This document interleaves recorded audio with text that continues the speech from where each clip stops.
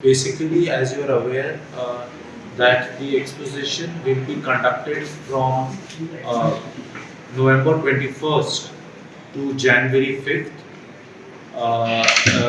During this time period, we expect a large number of people to attend and come to Old Goa. Keeping in mind all the security related concerns, we have put in place an elaborate security arrangement. Uh, this arrangement has been put by police headquarters, and it consists of three broad dimensions.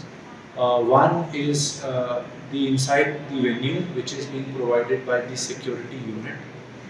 Then the traffic police has drawn up elaborate traffic arrangement plans, and the district police is going to provide all police related arrangements around and also inside the venues.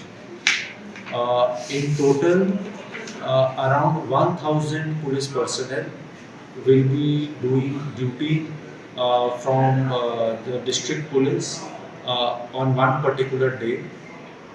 These persons have been deployed in three shifts.